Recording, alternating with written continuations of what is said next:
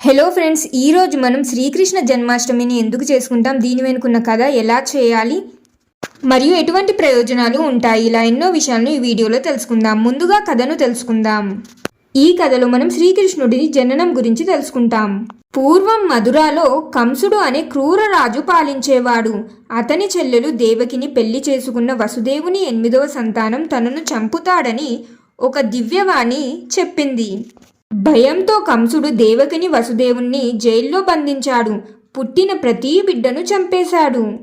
8వ సంతానం పుట్టబోయే రాత్రి ఆషాఢ బహుళ అష్టమి రోహిణి నక్షత్రం సమయానికి ఆకాశంలో మేఘాలు, మెరుపులు, గాలి గలగలలు శబ్దాలతో అప్పుడు శ్రీకృష్ణుడు జన్మించాడు.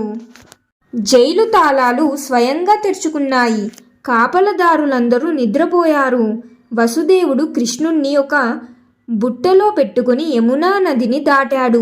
యమునా నదిని దాటే సమయంలో చాలా వర్షం పడుతుంది. అప్పుడు నదియే వసుదేవుడికి దారి ఇచ్చింది. శ్రీకృష్ణుడి మీద వర్షం పడకుండా ఆదిశేషుడు గొడుగులాగా పడగ విప్పి శ్రీకృష్ణుడి పైన వర్షం పడకుండా చూస్తాడు. గోకులంలో యశోదానందుల ఇంటి దగ్గరికి వెళ్ళి శ్రీకృష్ణుడిని యశోదా దగ్గర పండుకోబెట్టి అక్కడ ఉన్న ఆడబిడ్డను తీసుకుని వచ్చాడు. ఆ ఆడబిడ్డను కంసుడు చంపాలి అని అనుకున్నప్పుడు ఒకేసారి ఆకాశంలోకి వెళ్ళి నిన్ను చంపేవాడు వేరే చోట పెరుగుతున్నాడు అని చెప్పి అదృశ్యమైపోతుంది.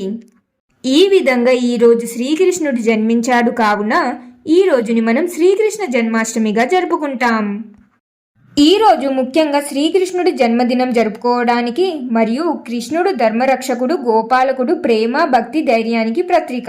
మనసులో చెడు ఆలోచనలను, భయాన్ని తొలగించి సత్యం, ప్రేమ, కరుణ పెంపొందించుకోవడానికి ఈరోజు మనం శ్రీకృష్ణ జన్మాష్టమి జరుపుకుంటాం. ఎలా జరుపుకుంటారు అంటే, కొంతమంది ఉపవాసం ఉంటారు. ఉదయం నుండి అర్ధరాత్రి వరకు. కొందరు ఆహారం తీసుకోరు. ఇంట్లో లేదా దేవాలయాలలో కృష్ణుడి విగ్రహాన్ని పూలతో, దుస్తులతో, ఆభరణాలతో అలంకరిస్తారు. ముఖ్యంగా జూల ఉత్సవం. కృష్ణుడిని చిన్న జూలలో పెట్టి ఊగిస్తారు. భజనలు, కథలు, కృష్ణుడి లీలలు, గీతాలు పాడుతారు. కొంతమంది కృష్ణుడి జన్మ సమయానికి అర్ధరాత్రి ప్రత్యేక పూజలు చేస్తారు.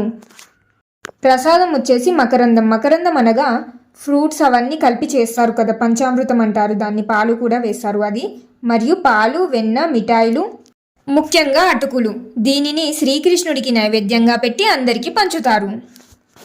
మరి ఇవి చేయడం వలన ప్రయోజనాలు ఏమిటి అంటే, మానసిక ప్రశాంతత. భజన, ధ్యానం వల్ల మనసు ప్రశాంతంగా ఉంటుంది. ఆరోగ్యానికి మేలు. ఉపవాసం వల్ల శరీరానికి డీటాక్స్ అవుతుంది. కుటుంబ ఐక్యత. అందరూ కలిసి పూజలు చేయడం వల్ల బంధాలు బలపడతాయి. ఆధ్యాత్మిక లాభం. పాపాలు తొలగి శుభ ఫలితాలు లభిస్తాయి. కృష్ణుడి లీలలు వింటే ధైర్యం వస్తుంది. మరియు ఈరోజు చాలామంది చిన్నపిల్లలని కృష్ణుడిలా, రాధలాగా, గోపికల్లాగా రెడీ చేస్తారు.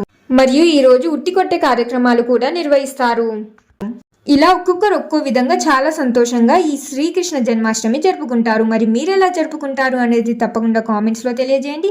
ఈ వీడియో ఇన్ఫర్మేటివ్గా అనిపిస్తే లైక్ చేయండి. మీ ఫ్యామిలీ అండ్ ఫ్రెండ్స్ తోటి కూడా ఈ వీడియోని షేర్ చేయండి. ఇంకెన్నో ఇంట్రెస్టింగ్ వీడియోస్ కోసం మన ఛానల్ని సబ్స్క్రైబ్ చేయండి. ఇంకొక మంచి వీడియోతో మళ్ళీ కలుద్దాం.